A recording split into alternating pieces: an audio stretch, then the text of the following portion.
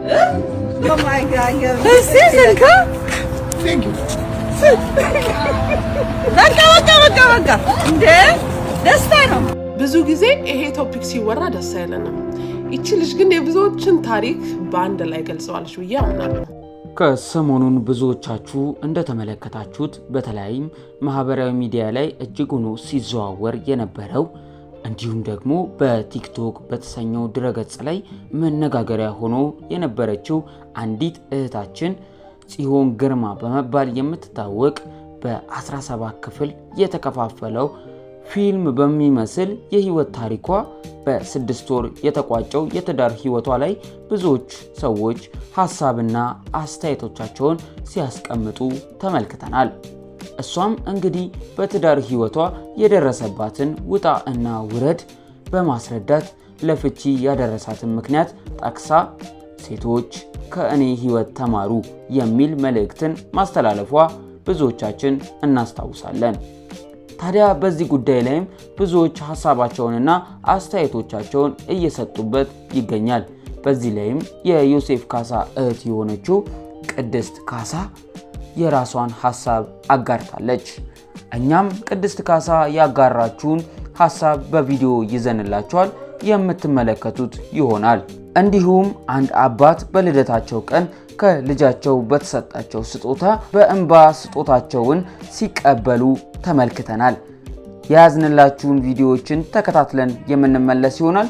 እናንተም ቪዲዮውን ከመጀመራችሁ በፊት ቪዲዮውን ላይክ እና ሼር በማድረግ ለብዙዎች ያርሱት እንላለን። ቪዲዮውን ተመልክተን እንመለስ። What? Yeah, I'm ready. He's ready. Thank you.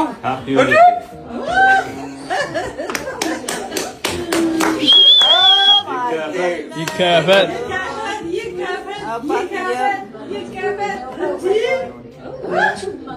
iPhone.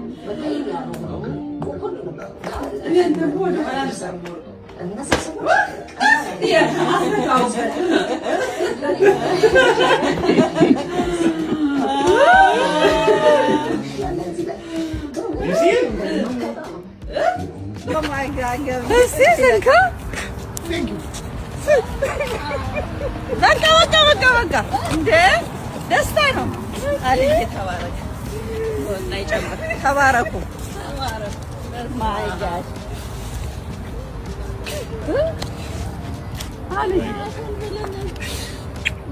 Happy birthday.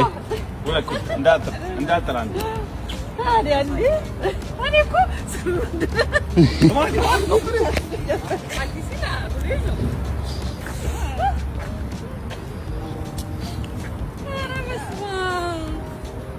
ብዙ ጊዜ ይሄ ቶፒክ ሲወራ ደስ አይለንም። እቺ ልጅ ግን የብዙዎችን ታሪክ በአንድ ላይ ገልጸዋለች ብዬ አምናለሁ።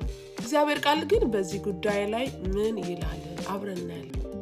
ኤፌሶን 5:22 ላይ እንደዚህ ይላል፣ ሚስቶች ሆይ ለጌታ እንደምትገዙ ለባሎቻችሁ ተገዙ ይላል። ተገዙ ግን ማለት ባሏ ይጨቁናት፣ ይደብድባት፣ የበታችነት ስሜት እንዲሰማት አድርጋት አላለህም። ጌታ እንደምትገዙ ነው የሚለው። ለክርስቶስ የተገዛ ነው፣ በፈቃደኝነት ነው። ፍቅሩ ማርኮን ነው፣ ፍቅሩ ገዝቶን ነው ዝቅ ያልንለት ለክርስቶስ። ስለዚህ ዲስሪስፔክት እያደረከኝ፣ እያብጠለጠልከኝ፣ እየደበደብከኝ፣ እየሰደብከኝ ከኔ መገዛትን ኤክስፔክት አታድርግ። ክርስቶስ እኮ ፍቅር ስለሰጠኝ ነው የተገዛውለት፣ እንዲሁ ስለወደደኝ ነው የተገዛውለት። ስለዚህ የባልም ኃላፊነት አለ፣ የሚስትም ኃላፊነት አለ።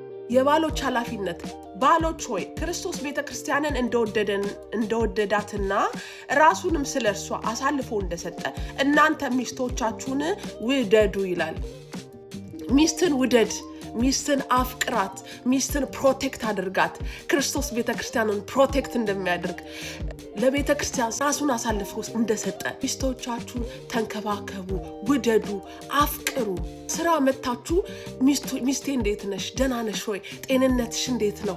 ዛሬ ከበደሽ?